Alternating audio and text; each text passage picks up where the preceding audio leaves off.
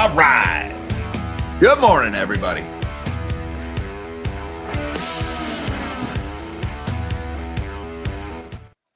Good morning, all you magnificent melon heads of the world. Happy Friday, everybody. Today is January 23rd, 2026, and it's my favorite topic, metals making new highs. Silver, $99. Man, I really wanted that 100 for the headline. I wanted it so bad today, but we didn't get there. Maybe we'll hit 100 during this very stream, and if it happens, I want to know the second it happens in the chat. I want you guys to scream it from the highest mountaintop when it hits. Because a lot of us have been waiting a long time. But wait, there's more. It's not just $99 silver. Gold, $4,900 per ounce. And I just can't wait for silver to hit $100 right as gold hits $5,000, just because it's going to make the math for the gold to silver ratio that much easier. I won't even have to take my shoes off. It'd be nice and convenient if those big round numbers hit about the same time. But wait, there's more. Platinum, $2,700 an ounce. Copper, almost $13,000 a ton. Tin, nickel, palladium, adamantium, everything is up this morning. What the hell is going on in metals, guys? And what is breaking somewhere else? Because I am a very firm believer in Newtonian physics, and I think a lot of the laws of physics translate to laws of economics. For every action, there's an equal and opposite reaction. What is breaking somewhere else that we can't see? I don't know. I'm asking you guys rhetorically. I'm sure a lot of people will going to go, the banks, the COMEX. Yeah, okay. I mean, that's the easy choice. Something else has to be going wrong somewhere here. But you know what? In the meantime, I like the shiny. I'm just going to sit on my metal and just admire it. And you know, if it wants to keep going higher, that's great. Where do we stop? I don't know. And what happens when we hit 100, which seems inevitable? What happens when we hit 5,000, which seems inevitable? Do we reject these important psychological barriers and then head back down somewhere? Or do we blow right through it? And then, you know, kind of like silver at 50, once you break through 50, where the hell does it stop? I don't know. There's all kinds of people out there pretending to know where silver's going to go. And the one thing I can tell you with the utmost certainty is that they're all full of shit. Nobody knows where silver is going to go, where it's going to stop, and where it's going to settle. This market has gone wacky. All right. Precious metals are trading like freaking meme coins or meme stocks. There is no modeling this. There's no analyze, based on the chart patterns and my Bollinger Bands and my Elliott waves and my Bundy algorithm. Nobody knows.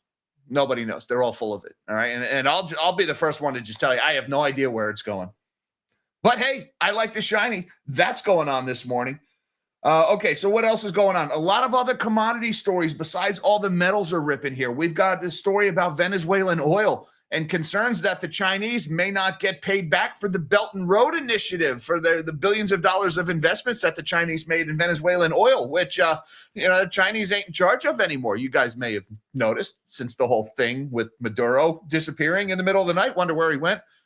Yeah, that's going on. The Chinese have been being paid back with cargoes full of oil that abruptly stopped after Maduro was being seized. And now I guess that's the next geopolitical crisis that we're going to read about, and somebody's probably going to tweet about or True Social about at 2 a.m. And then they'll probably cut off rare earths because of that. And it's going to be another just wonderful geopolitical crisis coming down the tube.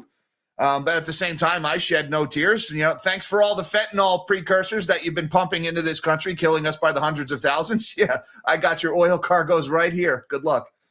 Also, India's forex reserves have actually risen. This is an interesting story. It's tied to gold. It's because gold has gone up. The Indian central bank has bought a lot of gold over the last couple of years.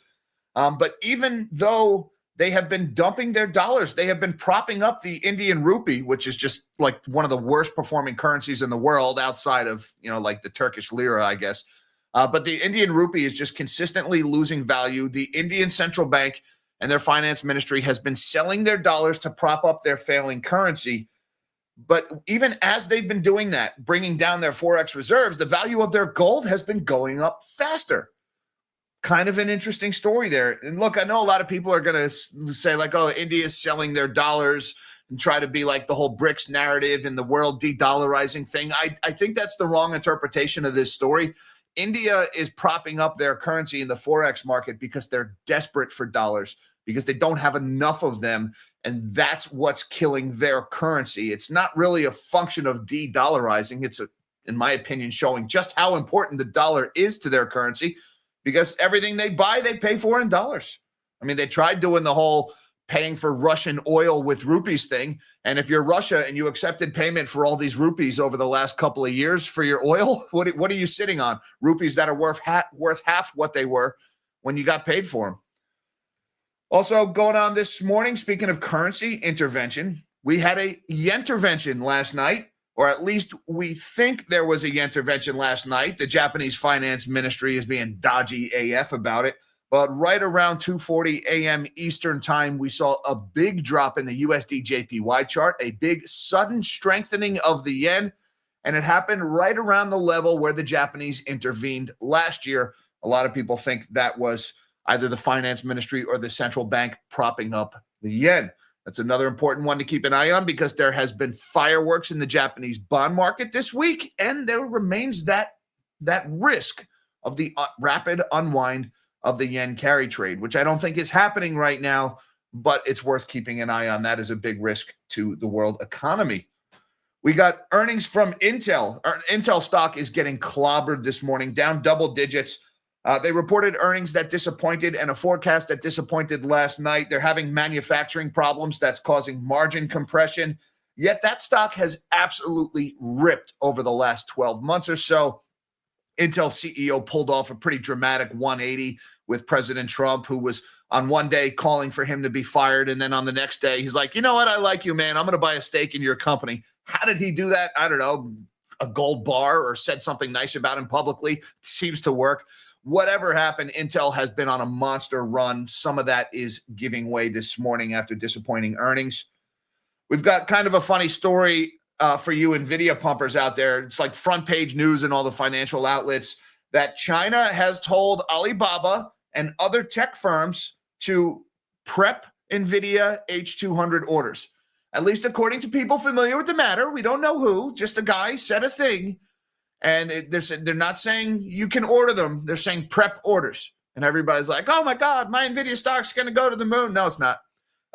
We'll talk about why that story's kind of stupid and why it's basically saying nothing, as well as all the evidence to the contrary. But you know what? Some person somewhere said a thing, and it's front page news on Bloomberg and CNBC.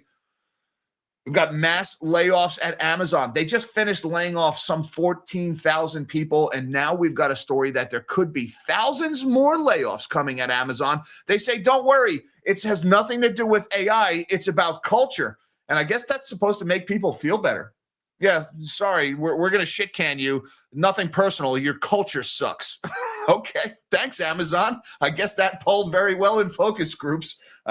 Thousands of people getting cut at Amazon. Surely they won't be replaced by workers overseas, right? It's not like our tech firms would ever do that to us. We've got a pretty interesting story about Capital One Financial, one of the big banks, the biggest issuer of credit cards in the country. They're buying a fintech called Brex. Doesn't make a lot of sense on the surface. I think I know what's going on there. We'll talk about that one, but a lot of analysts scratching their heads at that Capital One takeover of Brex. That's a fintech firm. Capital One stock down a little bit on that news. And we've got a story about a Brazilian bank that failed back in November. Banco Master was one of the biggest bank failures in the history of Brazil.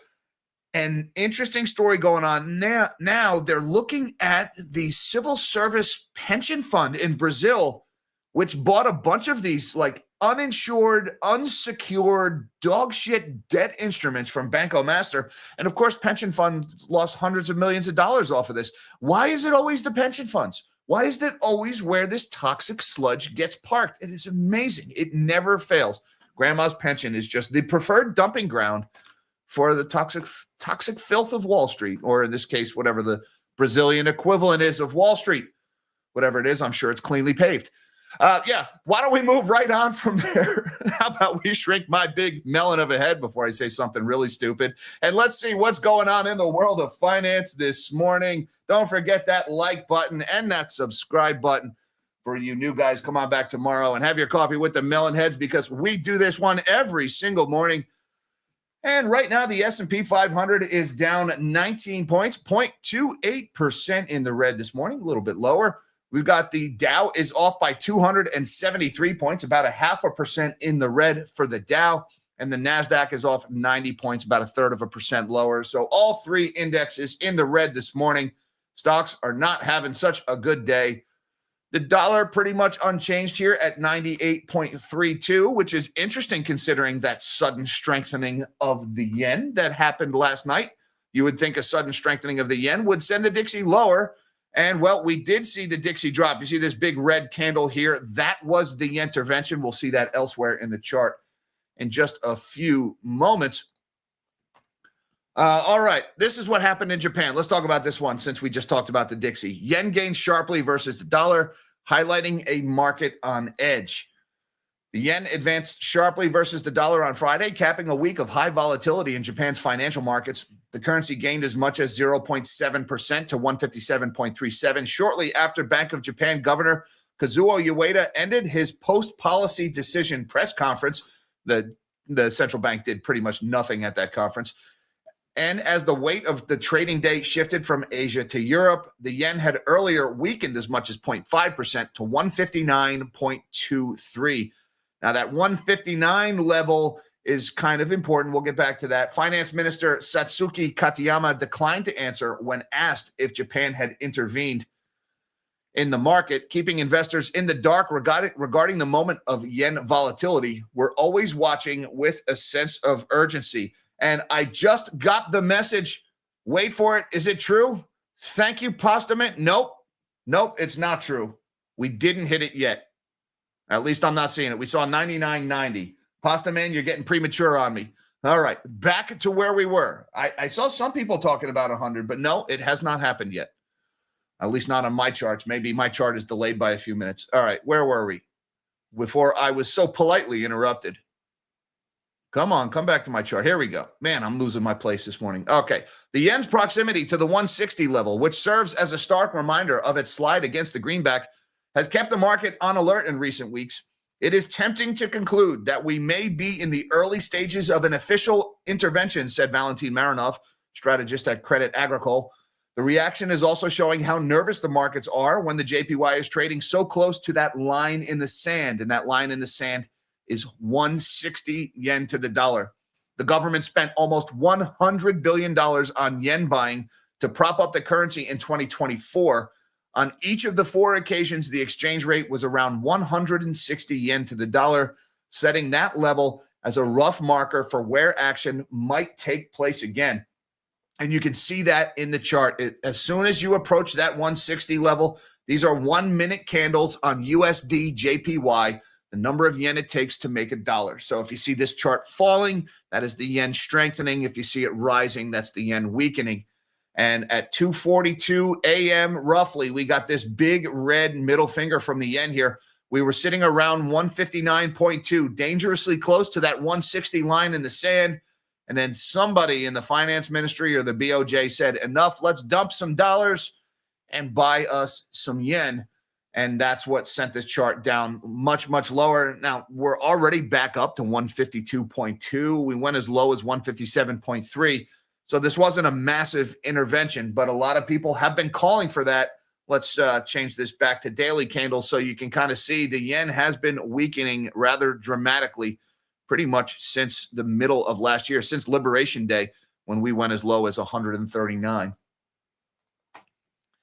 All right, looking over at the bond market this morning, not a lot going on here. The 30-year yield, 4.843. That's down a little more than half a point. The 10-year yield is at 4.253%, up a fraction of a point.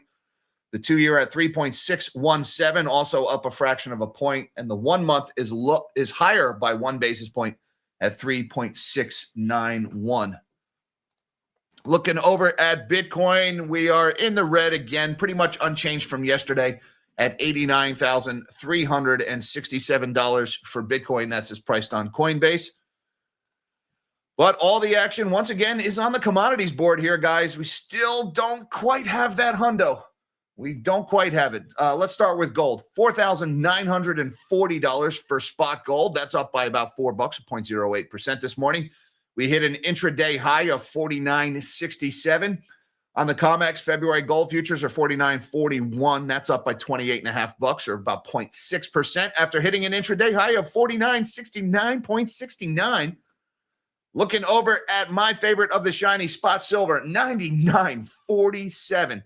Good God, look at that. Can you imagine? I mean, just a couple of years ago, to imagine $99 silver, I would have been like foaming at the mouth if you told me that was a sure thing. Right now, it's up $3.27, 3.4% higher. And then March silver futures on the COMEX, 99.57. Overnight, we hit a high of 99.90. Currently up $3.22, 3.34% higher. I like the shiny.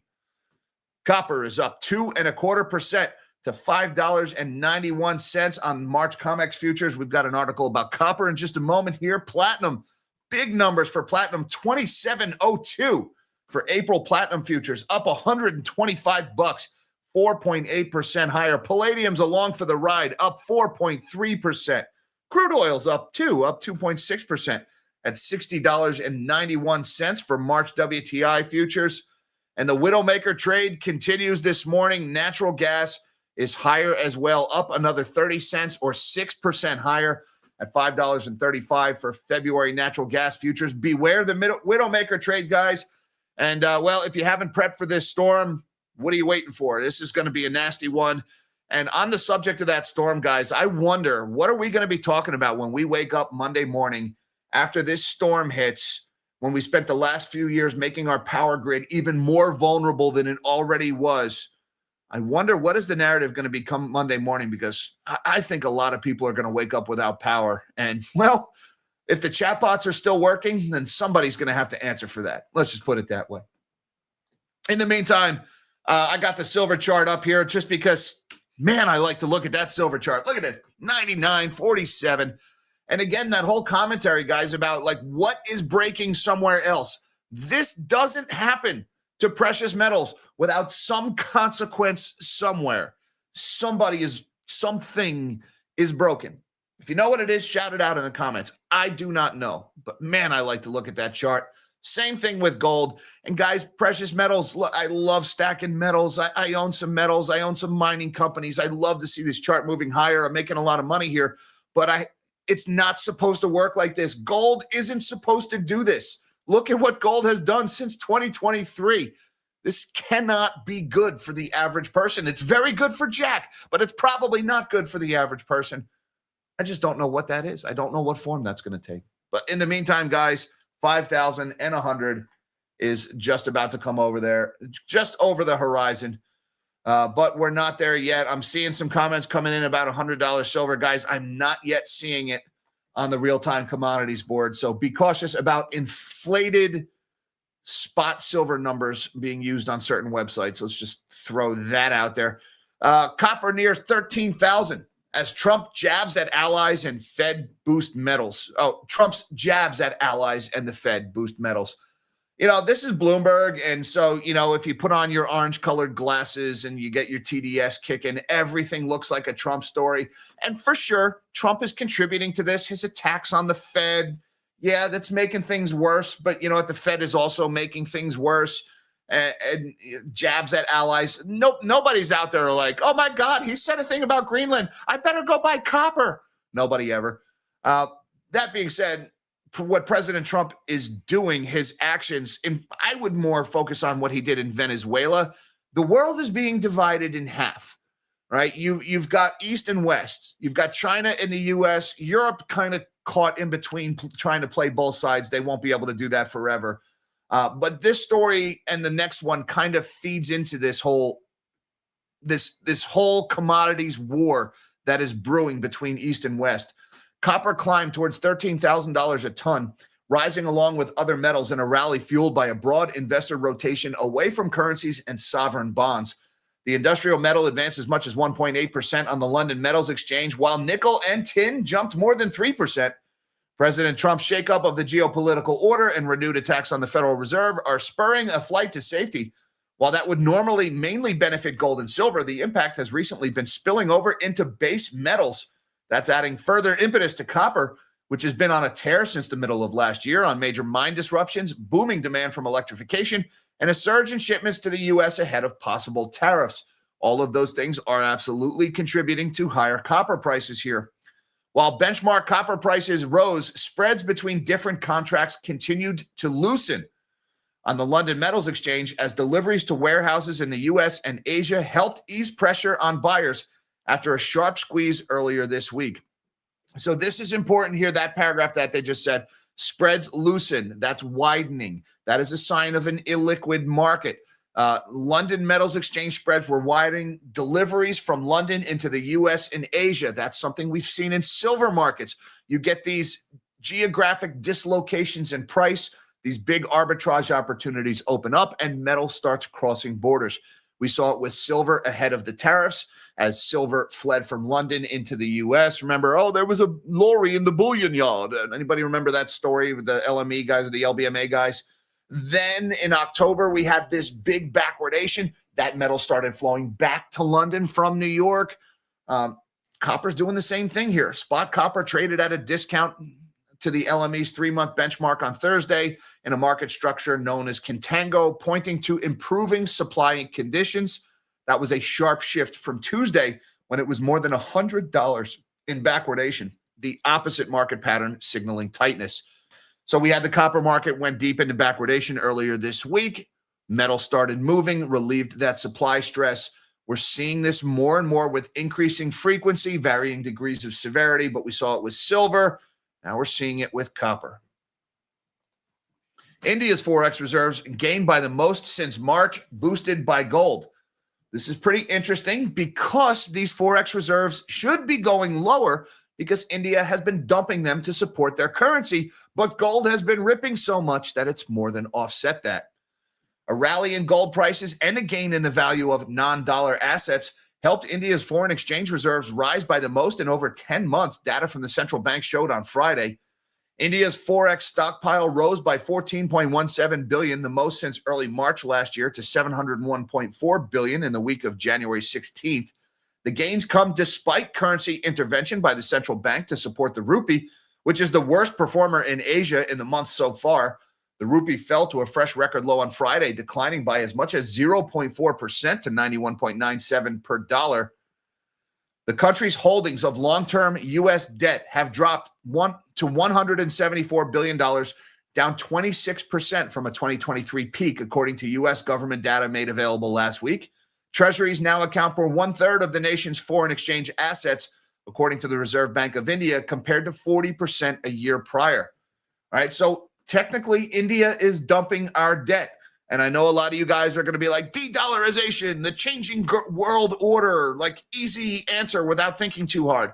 But again, why are they doing that? Why are those dollar holdings dropping? Those dollar holdings are dropping because they need those dollars to dump on the forex market in order to prop up their own failing currency. So this is not so much a sign of dollar weakness, although it does put upward pressure on U.S. borrowing costs. It does make it harder for the U.S. Treasury to borrow and spend indefinitely when people are selling our debt. The problem over there is even worse. And look at this chart of USD INR, the number of rupees it takes to make a dollar. Even as the Indians are dumping dollars to support their currency, the currency keeps getting weaker. As this chart moves higher, that's the rupee weakening, particularly so in just these last few days.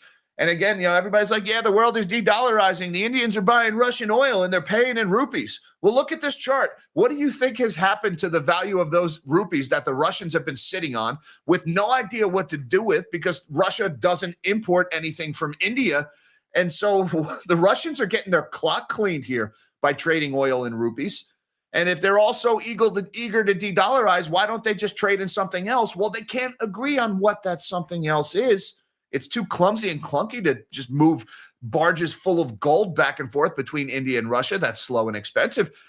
And so, de-dollarizing, it always sounds like a great idea. It's like that teenager that wants to move out of mom's house. Yeah, I'm a grown man. I can live on my own. It sounds great. And then you go to do it and you're like, man, this sucks. This is really hard.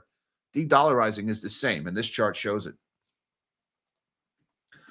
On another commodity story and the next geopolitical fight that's brewing, U.S. control of Venezuela oil risks debt restructuring showdown with China.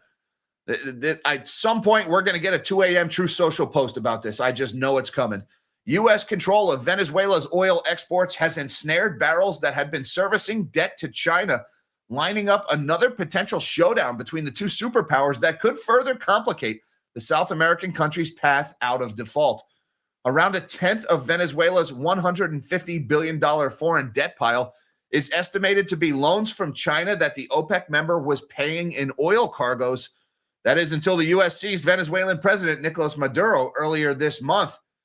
Debt experts said that ramifications of China's claim on the cargoes and any clash with the United States could make it tougher for Venezuela to restructure its debt after a 2017 default and put at risk Beijing's cooperation in restructuring deals for other developing nations.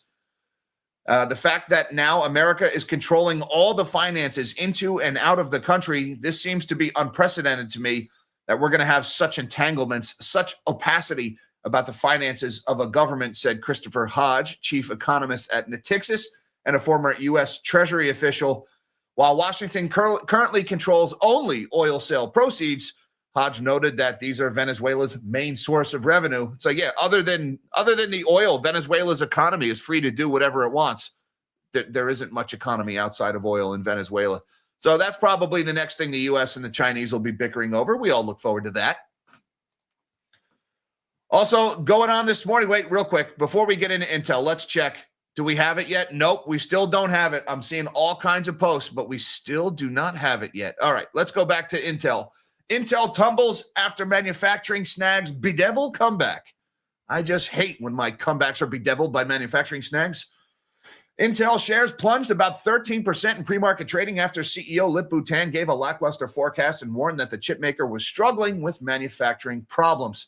First quarter projections for revenue and earnings both fell well short of Wall Street estimates, and a conference call with analysts where Tan said it would take time and resolve to turn around the company. That sent shares down further. Production snags have hampered the comeback bid, a disappointment for investors who anticipated more of a boost from new products. We're on a multi-year journey, the CEO said. That doesn't exactly inspire confidence. First quarter revenue will be $11.7 billion to $12.7 billion, the company said. The midpoint of that range was below the $12.6 billion estimated by analysts. The company expects to break even in earnings per share, excluding certain items. Wall Street had projected a profit of 8 cents a share. Disappointing guidance here. In the fourth quarter, revenue fell 4.1% to $13.7 billion. Profit was 15 cents a share, excluding some items. Wait, revenue fell? Profit margins are compressing. They expect to break even. This is not a company that is turning around, at least not according to math. Analysts had estimated sales of $13.4 billion and earnings of 9 cents on average, according to data compiled by Bloomberg. Gross margin, the percentage of revenue remaining after deducting the cost of production, was 37.9% in the quarter on an adjusted basis. For the current period, that key measure of profitability will contract to 34.5%. We've got shrinking margins on top of falling revenue and break-even profits. When Intel was at the height of its powers, it regularly reported margins north of 60%. And look at Intel stock down 14% ahead of the opening bell, $46.61, off by more than $7.50, getting clobbered this morning. But hey, let's put all that in context. Look at this chart here. This is showing the move Intel has made over the last year. Guys, it's up 148%, 148.9%. Even when we factor in this butchering that it's getting this morning, it's still up 117% over the last year. All right, so a big setback for Intel, but this stock was due for a pullback. This thing had just been running like crazy. And then everybody's bloviating about this China-Nvidia story this morning. I'll be honest with you, I don't have a lot of faith in this story. China tells Alibaba and tech firms to prep Nvidia H200 orders. All right? Didn't say you can order them. It said prep your orders. You guys want to go ahead and fill out the form? Go ahead. Oh, that's very encouraging. Apparently, that's what China's saying, according to anonymous sources. Chinese officials have told the country's largest tech firms, including Alibaba, that they can prepare orders for NVIDIA's H200 chips, suggesting Beijing is close to formally approving imports of components essential to running artificial intelligence.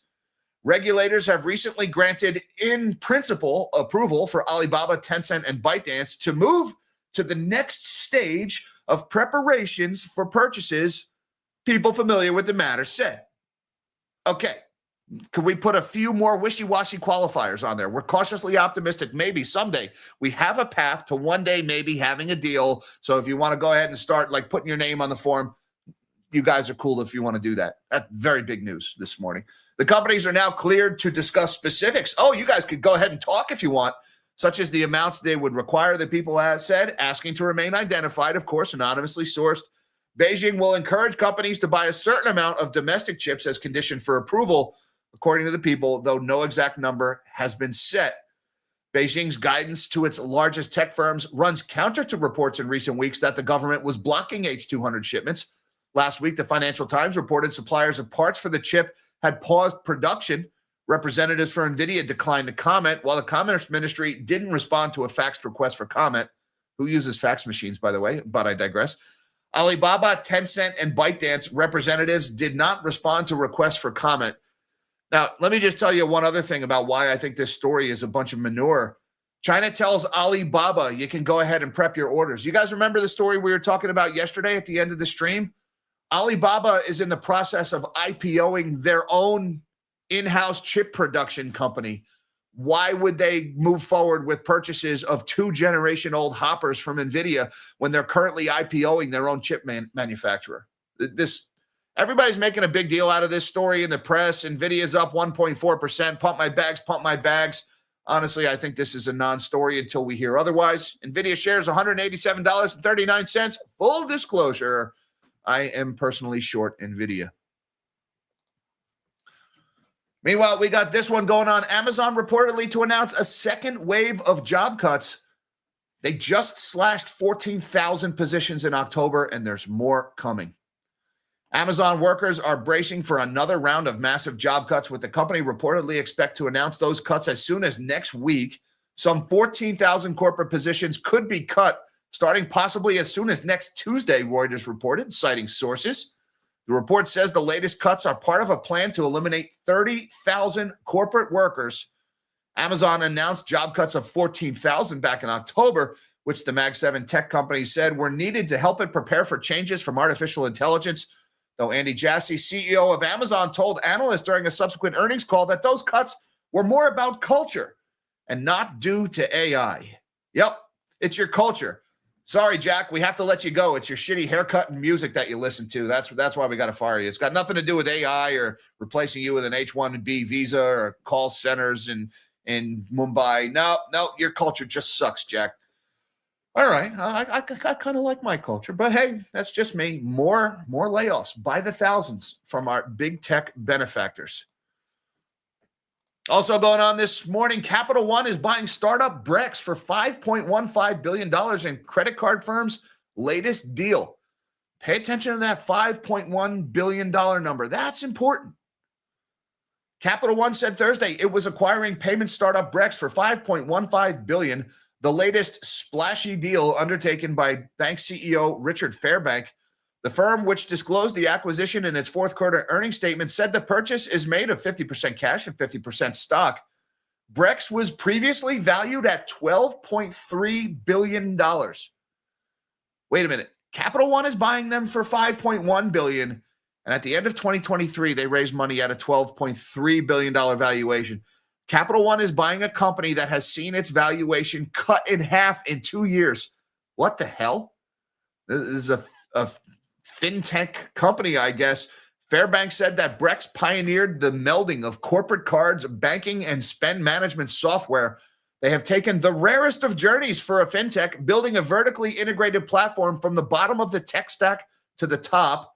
Still, the more than 50% decline in valuation for Brex from its 2023 level shows the headwinds that even successful fintech companies have encountered. Brex is among a class of fintech firms that rose to prominence during periods of low interest rates.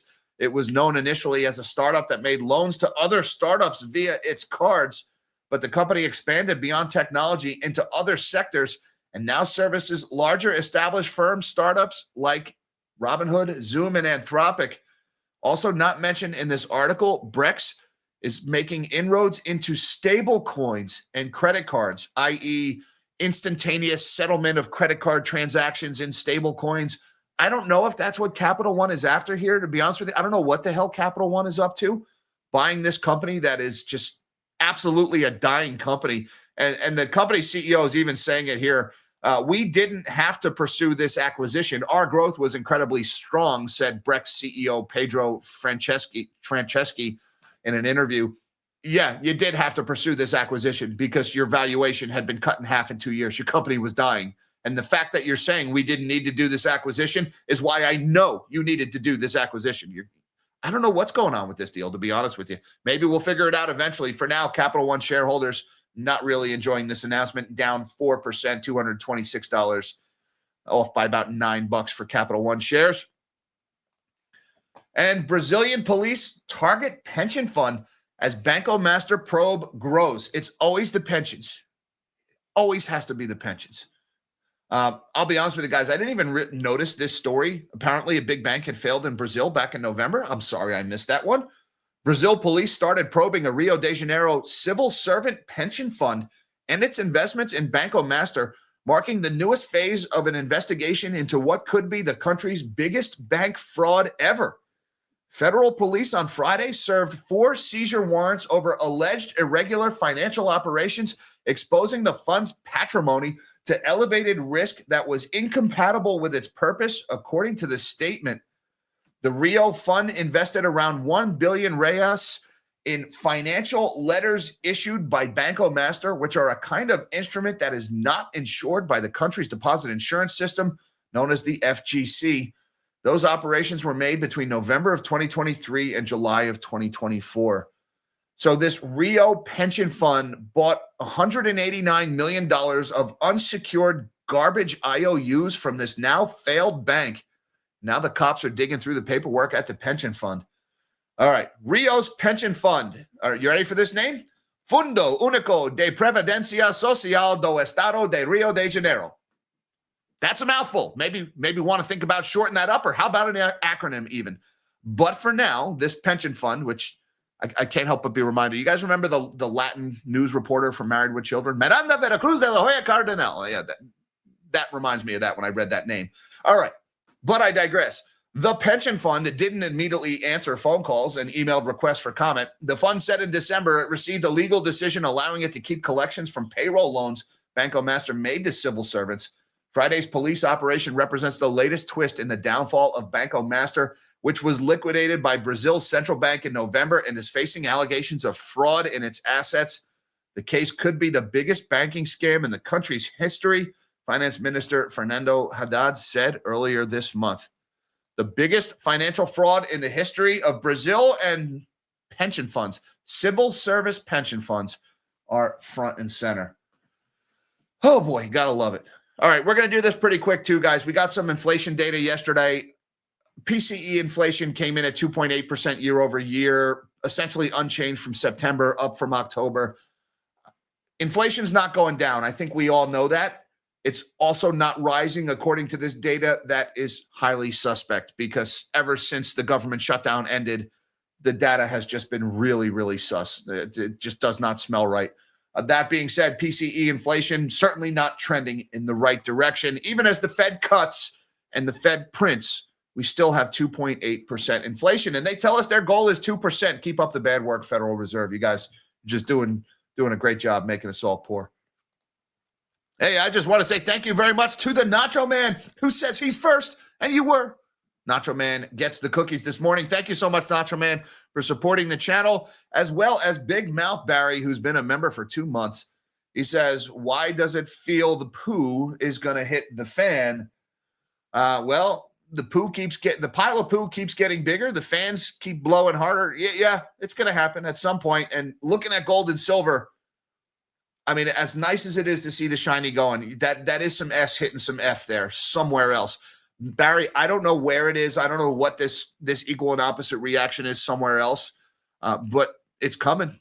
Maybe it's telegraphing the next big wave of consumer price inflation. Maybe gold is ripping ahead of that inflation. Entirely plausible. Inflation came in 3 distinct waves in the 1970s. It went way up. It came down. Then it went way up 2 more times. So maybe we're seeing that play out. I just don't know All I know is it's worrying. It's worrying to see that chart going up so fast, so hard, even though it's making me money. And I don't mind it. I just worry about what it means for everybody else. Thank you, Barry, for supporting the channel. Uncle Fenster says, a year ago, I said I was overweight silver. I guess not. Can you really be overweight silver? I mean, maybe we're just full-figured, full-bodied silver. Maybe we're just big-boned silver. How about a little silver positivity? You know, I mean, we're all like in the trust tree with the nest feeling good. You know, like, let's get some positivity for the stackers here, man. No, you're not overweight silver. Pile it on, man. Come on. By the way, I am very overweight silver. And, you know, this is another thing. Like I was talking about this with Mish. Most of the positions I took in metals and metal instruments were defensive measures. I didn't trust the lack of price discovery anywhere in markets. And so I was in precious metals mostly to avoid losses, not expecting quadrupling of my purchase price. I mean, I was always hopeful that would happen. I always thought silver was undervalued. But 99 in a matter of a few months, yikes. You know, hey. Here's to getting rich by accident, everybody. Thank you, Uncle Fenster, for supporting the channel. Nashville Pasta Man says, JM Bullion, $100.50, winner, chicken dinner. Not so fast, Pasta Man. You're getting ahead of yourself. I still have a high of $99.92. We did not hit $100. And on that subject, let's just point out, guys, be mindful of where you get your spot values from. Maybe, just maybe, the spot price on SD Bullion is reading a little bit higher than the actual spot price because SD Bullion tends to charge a slight premium above spot. And, well, if we jimmy that spot price a little bit higher while leaving our premiums unchanged, then we can charge more for silver but make it seem like the buyer is getting a better deal if he doesn't realize we've inflated our spot prices. It's the kind of things you got to watch for, guys. Bullion dealers, there's good ones, there's bad ones. They're not your friend. Their interests are not aligned with yours. All right, be careful where you get your spot values from. Some guys have an incentive to inflate it, you know, like the people who sell gold. Thank you very much, Pasta Man, for supporting the channel, sir. Still the elusive 100 mark. I've got Uncle Fester back again, says a year ago. Wait, did he say that again? What did I do? Did I go backwards? I did. I went backwards. Thanks again, Uncle Fenster. All right. Michael Barrick Christensen says, spot is over 125 on SD Bullion. Same comment, guys. Be very careful about inflated spot values on coin dealer websites. All right. The spot price did not hit $100 yet, even if they said it. All right. The spot dealers will always take the higher of the bid or the ask or whatever. They'll figure out a way to jimmy that up by a couple of cents because they have an incentive to do that. SD Bullion is not paying $100.25 for the silver they're buying this morning. They're just telling us that's what the spot value is. Thank you, Michael, for being attentive to those details. But again, guys, be careful where you get your spots from. Nacho Man, look at a big red one this morning. Thank you so much, Nacho Man, for the generosity. I appreciate it. Look, it matches the coffee cup this morning. He said I would buy some members with $100 silver circular Mish. All right, we are round-tripping revenue. Once again, we are the core weave of YouTube channels. Why not? Thank you so much, Nacho Man. I really appreciate that. And here's Mish with a big one, 50 new Melonhead members adding to the list. Thank you, Mish, for doing it. Mish and Nacho Man have this round-tripping thing going. And, hey, it inflates my numbers. I'm good with it. Welcome to 50 new Melonhead members. Welcome to the Melon Patch, guys. Just a reminder, feel free to use those free super chats you get once a month, and I will read and respond to your questions, comments, thoughts, concerns, as I will now do for Spectral Multiplexing. Thanks again, Mission Nacho. Spectral Multiplexing has been a member for a month, says, stay warm and safe this weekend, everyone. Abso-freaking-lutely, guys. Plan on going nowhere, especially you guys down south, where the infrastructure is rather doo-doo when it comes to dealing with ice.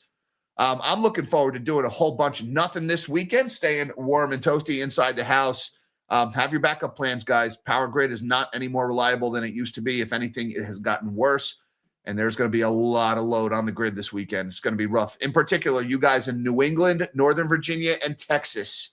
Be careful, guys. Everybody be safe this weekend. Thank you, Spectral Multiplexing. T.A. Chapman says, here we come, 101.06. What is this, a radio station? Melonhead Radio 101.06. What are we? WNSF. That's our channel. Guys, I'm still not showing the 100 level. 99.74 for March COMEX, 99.59 for London Spot. We're still not to the hundo. I really wanted that 100 for the headline this morning. I really wanted it. Thanks again, T.A. Chapman. Wally2494 says China restricting their silver exports with the Peruvian miners' strike, with Mexico's increased state mining control, top 3 global producers, and the exponential increase in industrial demand might take COMEX to the morgue. All right, let me just talk about the industrial demand real quick. I'm not so confident in the industrial demand for silver. I am confident in silver in general, but we've got an electrical vehicle industry that is way overbuilt, and the only reason we're still building them is because the Chinese are making them at a loss and dumping them into other markets, which the Chinese government has strongly suggested they stop doing lest they executives start disappearing in the middle of the night. So I don't think the electric vehicle demand is really that safe. Also, solar cells are being manufactured at a loss and dumped into markets. Solar demand in the United States, federal subsidies have pulled back. So all the demand for solar panel silver, I'm not so confident that's going to be there. Also, all the demand for silver for data centers, a lot of people are talking about that. That bubble is going to burst any freaking day now. I don't think that's so safe.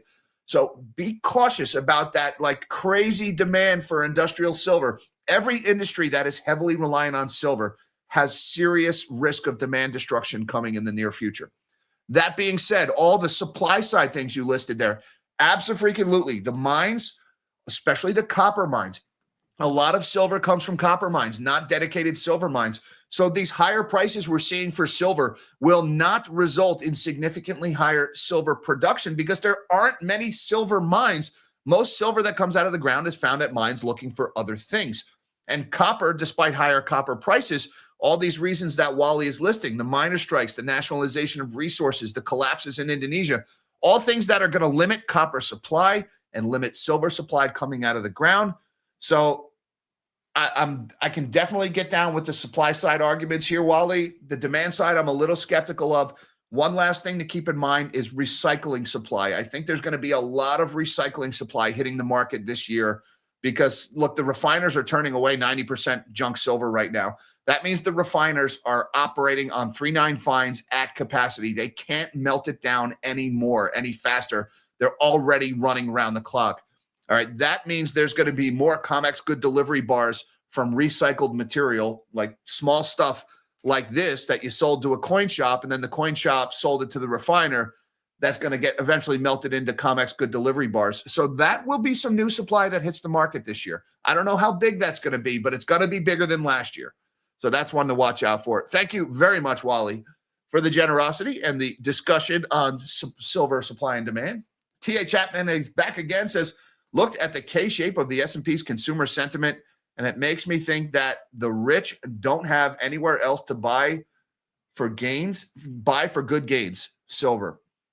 Definitely, I think really silver is let's look at silver as more a monetary metal right now because, like, see also earlier discussion with Wally, I think the move we're seeing in silver is more being driven by monetary than industrial demand. Gold moved first, and gold moved hard. And I remember saying at the beginning of last year that silver has to play catch up here. And early last summer, I just started pounding the table on silver. When I saw that gold to silver ratio break above 100, I said, guys, silver's going to move here or gold is going to crash. One of those two things has to happen. And it just seemed obvious that silver would start moving higher.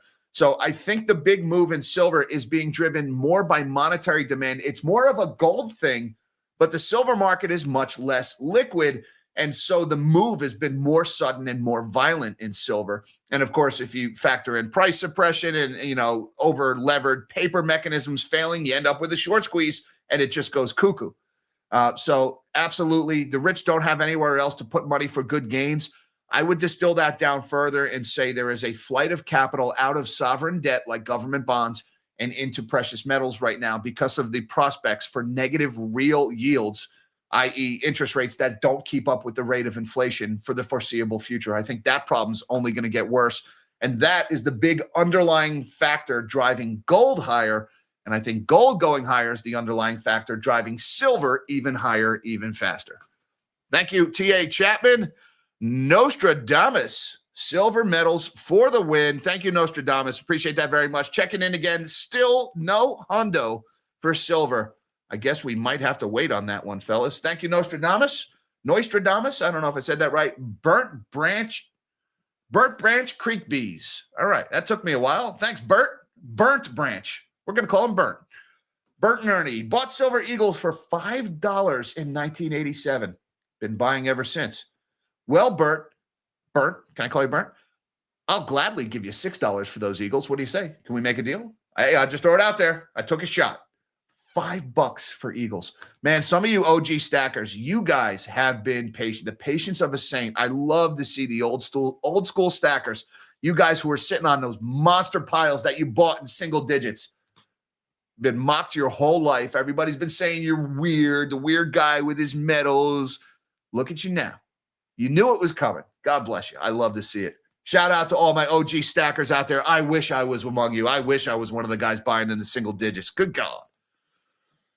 Thanks again, Burnt. M&J, thank you for 20 Nobody Special Finance memberships. That was very nice of you, M&J. Thank you also for keeping things neat and tidy in the chat for us. M&J does a lot of good things for the channel. Welcome, you 20 new melon heads. Be sure and say thank you to M&J and Nacho and Mish for the new memberships. The melon patch grows this morning. Madison Hype says from WEF speeches, the Green Revolution sounds over. The Green Revolution was over before it started because some of us just knew solar panels and windmills don't actually make much power. They're just very expensive, feel-good projects that, you know, kind of like putting the right color flag in your profile. I'm helping. I'm doing something. No, you're not. You're making the problem worse. You're making the grid less secure.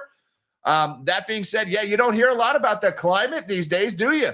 Because all the people who are pushing and bombarding you with that climate narrative for the last 5 years, now they need to burn oil, gas, coal, virgins, anything to make power for their chatbots, you know, for the climate. Boy, that narrative disappeared real fast. It'll make a comeback someday, though. It'll be back. The pendulum swings, and right now we're on the other side. Thank you very much, Madison. Silver Rebellion 999 says, shine on, you crazy stackers. Digging the Pink Floyd reference, Silver Rebellion. Thank you, sir, for supporting the channel. Shine on, indeed. The lunatic is on the grass. Was that the same song? I think that was the same song. Nacho Man's back again. He says first and last. All right, we got Nacho Man bookends today. Thank you so much, Nacho Man, for everything you do for the channel, for the generosity. I appreciate that very much. All right, guys, we didn't get our 100 yet. Maybe we'll be talking about that by the end of the day. Congratulations to all you stackers. Thank you so much for all the super chats and the support of the channel. You guys rock. As well as you magnanimous melon heads on YouTube, Patreon, and Buy Me a Coffee. Today at 2 p.m. Eastern Time is our weekly get-together on Zoom. Links are down below should you feel so inclined. Don't forget that like button and that subscribe button for the algorithm. Hi, Mom. Hi, Dad. Love you guys. Everybody, till next time, live small and dream big.